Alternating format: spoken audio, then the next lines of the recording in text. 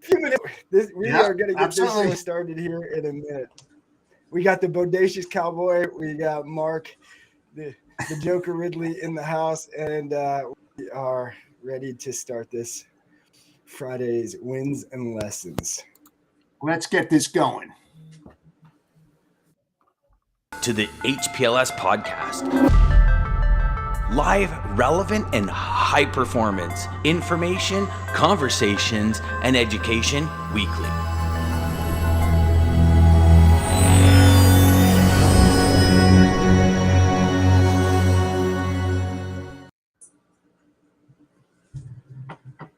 Good morning. Hey, happy Friday, Lisa. Morning, everybody. You made it. Friday, Lisa. Oh, look, Jeff, you even got a yeehaw. Yeehaw. I feel like I'm the only one that's taking Hawaiian Shirt Friday seriously. I don't know. You might be, but I like it. No, I don't have I gotta wear, I gotta wear my baseball cap the next time. I gotta wear my baseball cap the next time, man. Shit. That's why I am.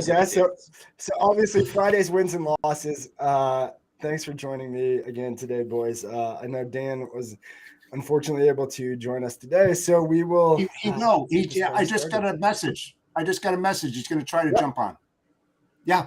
Oh, okay, sweet. Yeah, I don't know when, but he said he would. Dan joining us. Happy Friday, Scott. Hey, Scott. How are you, brother? So how was your guys' week? How's the week this week? Awesome week. But Jeff, JD, the Bodacious Cowboy, I'm gonna let you start. I'm gonna let you rip it. Oh man. You've been so energetic this week. Oh, I have been. I mean, it was a fantastic week. Even with my clients went out last night to a ball game in Allentown, PA. Had a great time. You know, again, another opportunity to collaborate. What we all do, you got to jump on those opportunities when they come up. So that was a good win. A huge win this week for another opportunity. Just crazy stuff, like over 200 lanes, man, 800 loads monthly.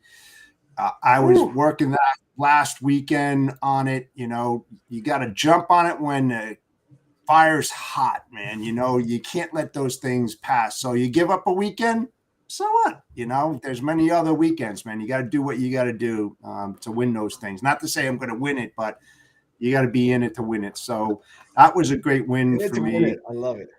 Yeah, man. I mean, the lessons, there's just so many of them. It's like, I don't even know where to start on it. It's like every day I wake up, it's like a new lesson that's learned. You know, you start your day off, you start your day off, DJ, and things just come up and you don't realize it until after it happens. And you're like, wow, man, that was like rejuvenating, you know, or that was just mind blowing. It happened to me so many times this week. I'm sure that people out there that are watching this, it happened to them as well. I mean, you can't really pinpoint it because it's just every day is a lesson, man. In this industry, you just can't move forward without a lesson. So, I mean, I had some good wins, you know. I don't think I had any really thing bad, you know. I mean, it was a good week, you know. Good week.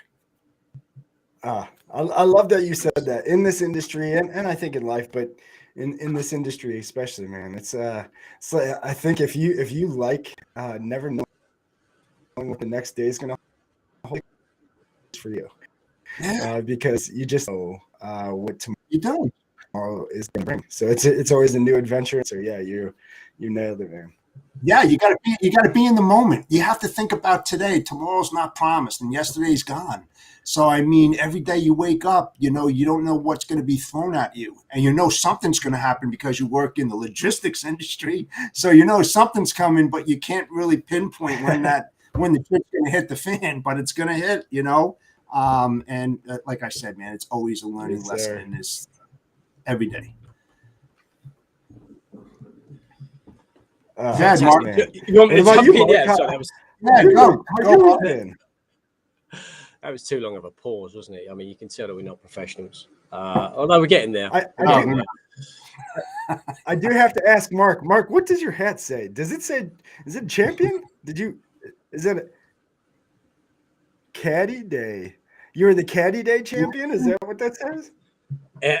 So every now and again, I'll throw in a little subtle comment of a 1980s movie, which nobody has picked up on the chat. So I'm going a little bit less subtle.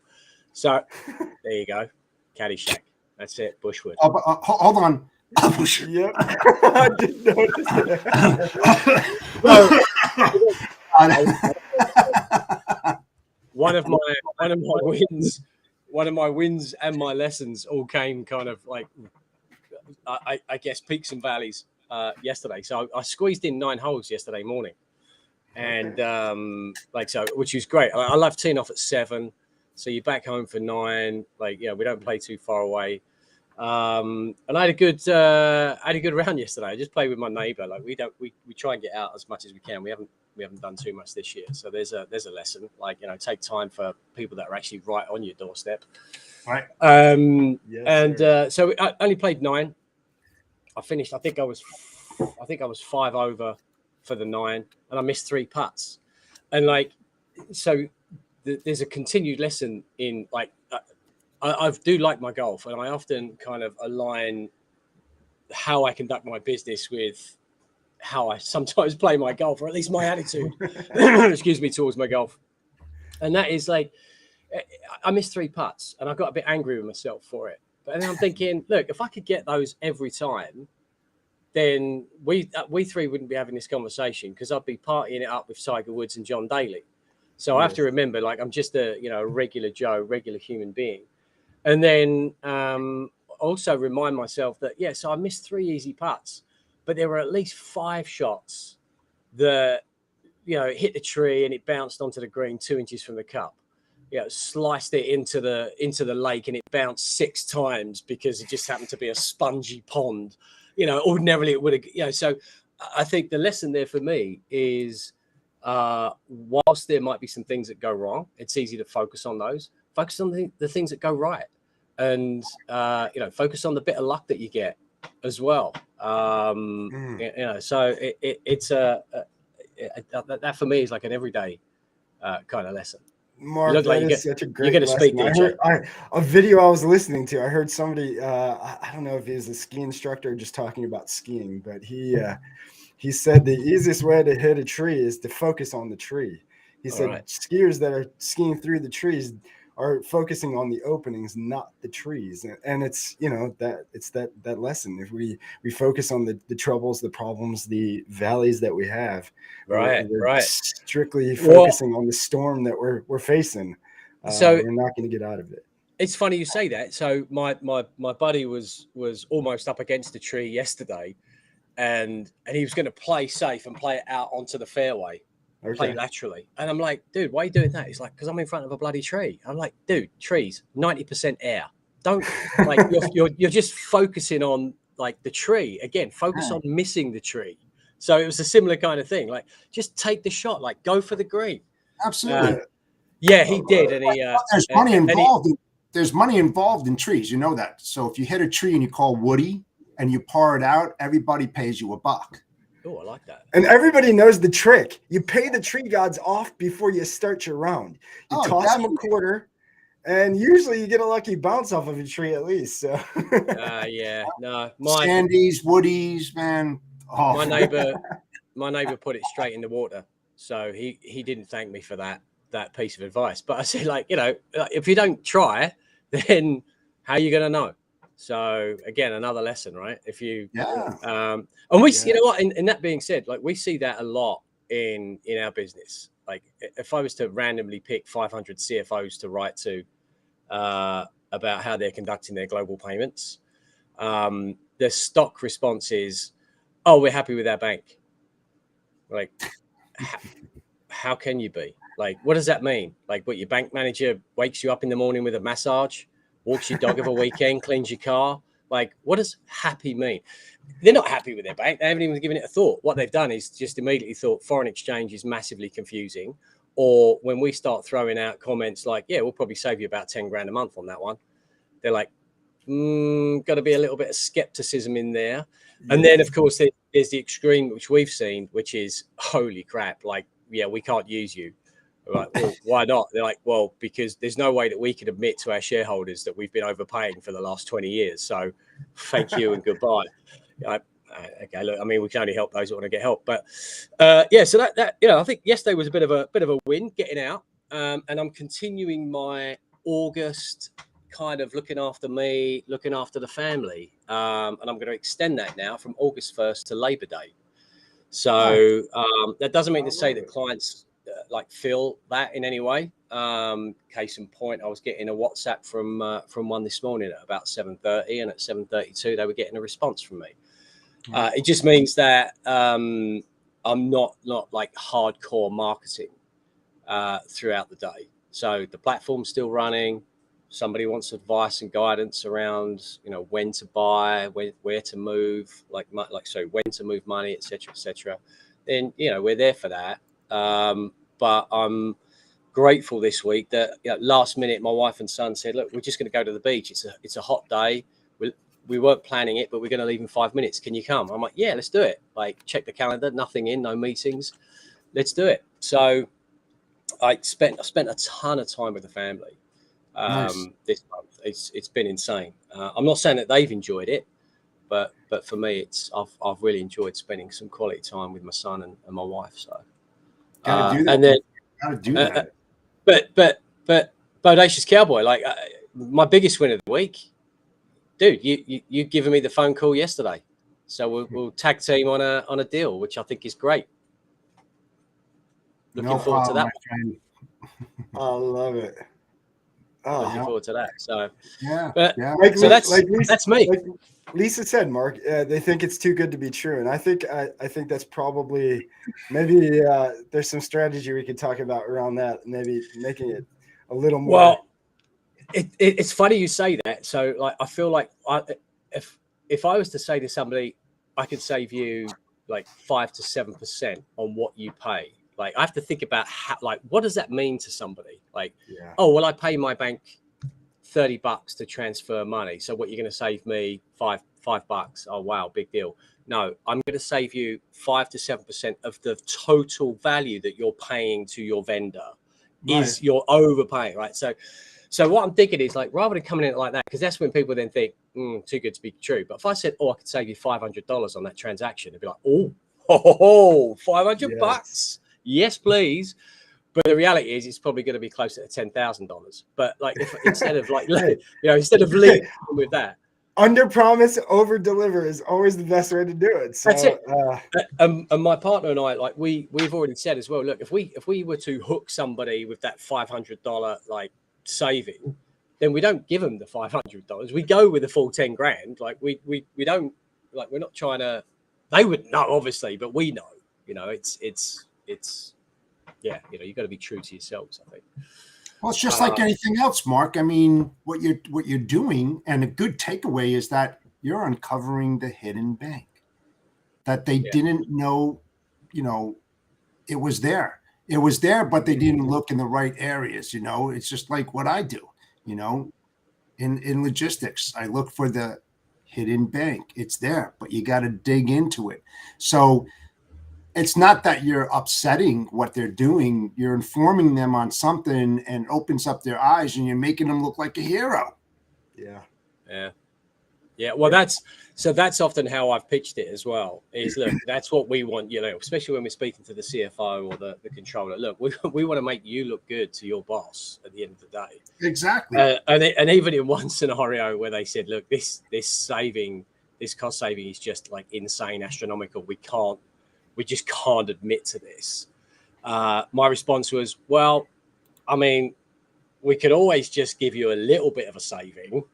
I mean, that's great for us, obviously, because we won't give you the full benefit, but we'll give you a little bit of a saving. And then like 6-8 months time, you can go to your boss and say, you know what, I went back to those bastards at Green Shoots FX because I felt like we could get some more. And of course I'm going to give it to you because it's in the budget anyway.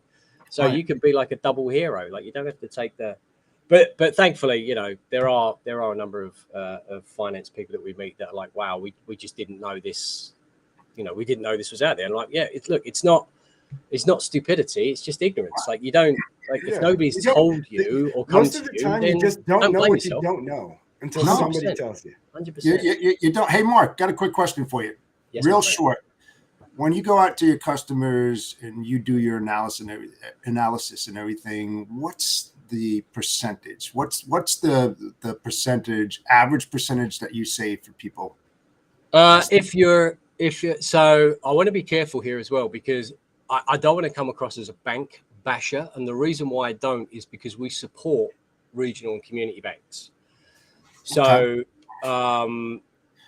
because there are many regional community banks that can't get good currency pricing from their partners, and their partners are usually the big global institutions. That's where they're typically getting their currency price from. Mm-hmm. And those big institutions often come in at a ridiculously wide margin to the smaller institution and say, look, take it or leave it in most cases. And then the institution, the small regional bank, wants to mark up as well, right? So I want to be careful with it. So we support them. But more often than not, if you're using a bank, and you're doing foreign exchange through them, usually it's about 1.5% of the total dollar value that you currently send out. That's number one. So if you're sending out 100,000 bucks of euro, then you'll probably get that for like 98.5 grand through us, as an example. And then if you're paying global vendors in US dollars and not in their currency, usually that's between 5 and 7%, and we've seen it as high as 10% as well. Wow, that's pretty good. And that's largely because the global vendor is using a really crappy foreign exchange rate, which they'll take from like Google or from their local bank or whatever, whenever they, decide to create that theoretical US dollar value for the US buyer. But then they'll add another like 4 to 7% on top of that to manage the currency risk that they have. Because you pay them US dollars, they don't want dollars. They're going to convert that into their local currency, but they don't know what that rate's going to be, and they don't want to compromise their margins. So they'll jack that price up. So by asking for a quote, like if you're buying from Germany and you're paying in US dollars, just say like it's a 20-second extra step, which is, hey, I want to buy that pallet of widgets again. Thanks, usual. Quote me in my usual dollars. By the way, what would that cost me in euro? And then you'll get two prices. And I think that's the other thing that often finance people like shy away from is they're like, well, if I ask for a quote in euro, surely I'm committed to paying in euro. No, you're not. You're the buyer. You have all, you're holding all the cards for number one. Right. But more often than not, you'll get two prices, one in dollars and one in their currency, and pay whichever's the cheaper. And more often than not, it's going to be the currency value by about 5%. Wow. Well, you know what? And that's one of the reasons why I brought you into one of my clients is that, look, guys, Mark does a great job. I'll just pick him up there. Bingo. If he can make you look good, just imagine, the introduction of Mark and Green Shoots FX to your customer, and he goes in there and he saves them X amount of money, right? That makes you look like a hero for bringing in a person that's his niche that you may not have identified or even thought of, but you did as a service provider, and you bring him in, you walk away, and next thing you know, they're saying, wow, that guy was really, really good. That's what it's all about. Partnering with the right people, not just Mark, but it could be someone that you're not, experienced in, but you don't want to lose the business. So you will go and you look for that specific person in that niche, and you make a relationship, and you bring him into the mix, and you help service the customer. That's what it's all about, guys. Yeah, I appreciate it. He's good. He's good. He's really good. I appreciate you saying that, mate. And definitely, so when we're talking to the prospect, naturally we've got, we want to bend over backwards for them anyway. Right. But always every time is if that prospect's been referred to us, like in case in point yesterday, Jeff, like, when you made that introduction, as we're going through the motions with that client, always and every time I'm like, how is this going to affect Jeff? Like how is this going to affect him negatively if I say or do the wrong thing? Like, so, and ultimately what I want to have is, and you've just kind of really stolen my thunder a little bit there, I suppose, in that, I want them to, after we finish the transaction, even if we identify that, you know what, they don't want to come across to us, for at least to have them pick up the phone to you and say, that was a great conversation. I learned a lot. I now understand I had risk that I couldn't see before, but I'm going to manage it and I'm going to do it through my bank. It's a bit cheeky, but I'm going to do it through my bank anyway. But at least, Jeff, you really understand the true value of what a holistic relationship looks like. I want to cement my business with you forever, because your counterparts, your competitors, they're just one lane individuals. Right. And so, in my business, there are thousands of companies like mine. And so what makes us different? Well, we don't just talk about currency exchange or global money movement, right? We're like, okay, so we just solve for your problem of buying goods and raw materials from Germany. How are you getting those raw materials into the US? Like, what kind of customs brokers are you using? What freight forwarders are you using? Like, do you have a customs compliance expert? So we've taken like the last couple of years to find these little kind of like pockets of individuals and teams that we can then refer business to, as well, knowing that we're going to be made to look like the heroes.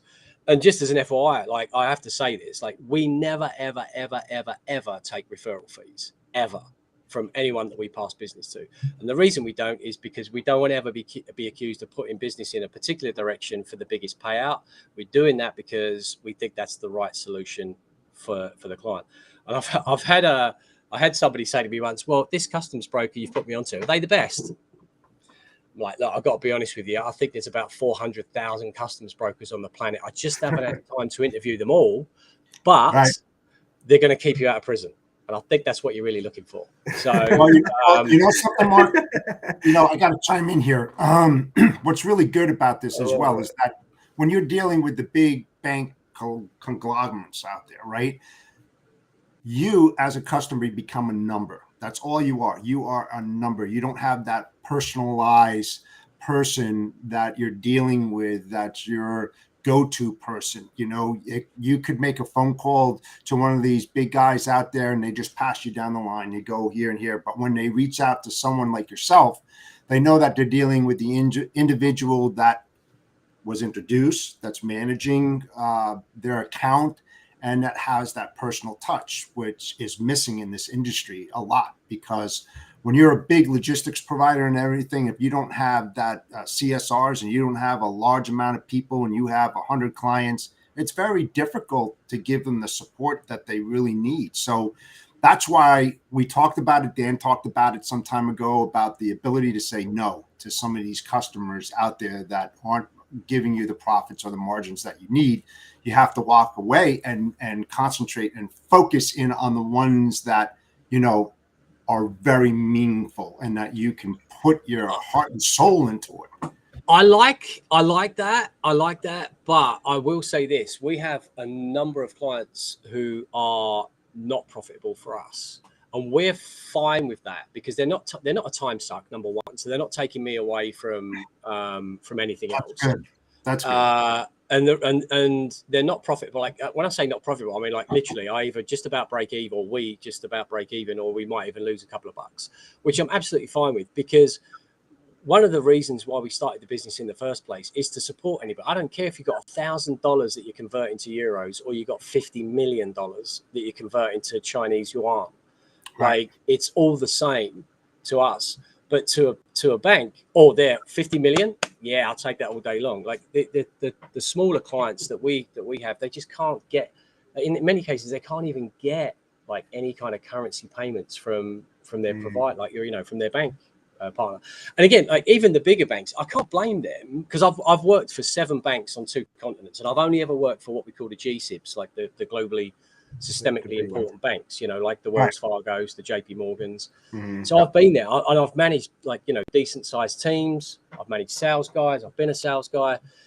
And like you know, you're not encouraged really. And again, this is not even I'm not even blaming the management of these big organizations to a large degree, right? But you're not encouraged to go to your clients and say, I really like you, I'm going to give you a fee cut, right? Because you've got 50 million shareholders that all want their cut. So the banks are working for the shareholders like every single day.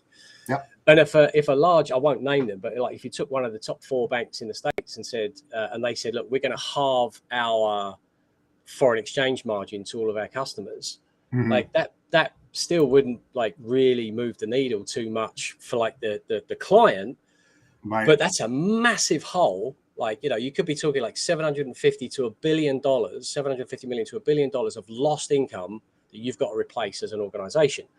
So it just can't happen. So you know, that's why we came in to doing what we're doing. Like, you know, we're from the inside, we know how it works. And that's why we started what we do. Yeah, absolutely. I love it. And like Maggie says, Mark is the man. I agree. Thanks, Maggie. Debatable. Mark, you are the man. And guys, seriously, It is. Anybody watching, like Lisa mentioned, she is right. It really is. And Dan's talked about it. We've talked about it a few times having Mark on. We love having Mark on. Amazing guy like Mark, like Maggie said. But it is incredible value add if you can just get that information or the right information to them and let him take it from there. So find out if they're even just doing the basics, or reach out to Mark and find out what basic questions you could ask just to find out if there's even an opportunity there. But yeah, I think thinking outside of the box, adding those other avenues, especially the value you get when you can hand your client, your customer, your top clients over to somebody else who you trust, who you like, trust, know, to add something, and they can tell that it's not directly benefiting you. You have a customer for life if you just think that way and use your network in those ideas. And then obviously Mark's going to love you too. So everybody's happy. And that's really what it's about. It's got to be a win-win for everybody. So I do have to wrap up. I do have to wrap up right at 9:30. I do have an appointment this morning, so that I can't be late to. But I don't know where Jeff went. Let me see if he disappeared, if we lost him, or here we go. Here he comes. Hey Mark, real quick. You have my address, right? Your home address? Yeah. Just make sure you send that check for this big, huge push on your company. Oh, by the way, we do pay referral. There's no value to it. He does it all for goodness. Love you, pal. Love you, pal. Again. I will tell you. So some wins and lessons that I got real quick. So obviously a huge win this week was being honored to join and do Thursday night show with Chris Horton. Going to be fun, just talking about business, entrepreneurship, and just kind of that stuff. I'll be there. Really crazy about. So we want to hear people's journey. So if there are any business owners who have really been in the trenches, maybe they're in the trenches now and they want to tell their story and maybe just talk about what's next. That's really what we're trying to do. But besides that, I was watching a video this morning, and this is how I kind of want to wrap it up. Dan talked about love yesterday. We've been really focusing on love this week. Mark, you and your family. I was watching a video that I hadn't watched for a little while from Kobe Bryant. It was an interview he did, a huge Kobe Bryant fan. And he described, and I've never heard this question asked from an interviewer, and I think that's what made me save the video to begin with. But he asked Kobe in one of his questions, I think it's the second question in the video, but he asked him, what is love, or what does love feel like? And I'm like, wow, that's a crazy question to ask. But his answer was even more unbelievable. And Kobe basically said he describes love as a beautiful journey. It has its ups and downs, whether it's in marriage or career. Things are never perfect, but through love, you continue to persevere and move through them. And through that storm is a beautiful sun emerges. And inevitably, another storm comes. And guess what?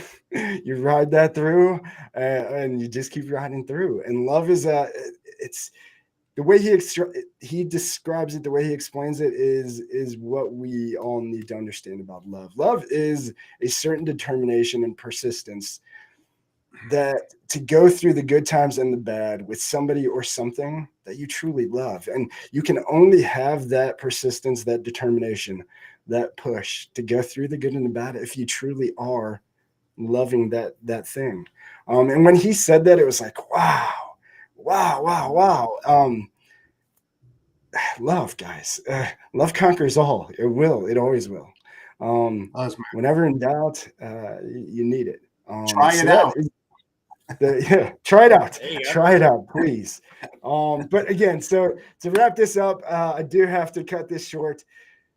Bodacious Cowboy, Mark, thank you guys so much for joining me today. Thanks, and joining us weekly. Have a great weekend. Wins and lessons, guys, Monday through Friday, Sales Chatter Live. Start your day right with us. 9 a.m. till 9:30. Just get in the right mindset. Build your network. Join us. Got questions, reach out to any of us. We're willing to help. Absolutely. Everybody in our audience, especially Lisa. Lisa, shout out. Thank you for the kind words constantly and for all the support. And you too, Jeff. It's been amazing. This journey has been amazing. And we're just beginning, right? Like Kirby said, love is a beautiful journey, y'all. Quote to take us out is from Zig. It's not what happens to you that determines how far you will go in life. It is how you handle what happens to you. Yes, sir. Have a great weekend, guys. Have a great weekend. We'll see y'all next week. Go be legendary. In trucking, our motto is people before profit. Today's market requires more transparency, consistency, and focus on what our clients need to win. Centurion Trucking and American Logistics are poised to help their clients achieve and surpass their targets. If you're looking for a team that honors your needs, dreams, and aspirations, then get a hold of Daman at American Logistics or Centurion Trucking and start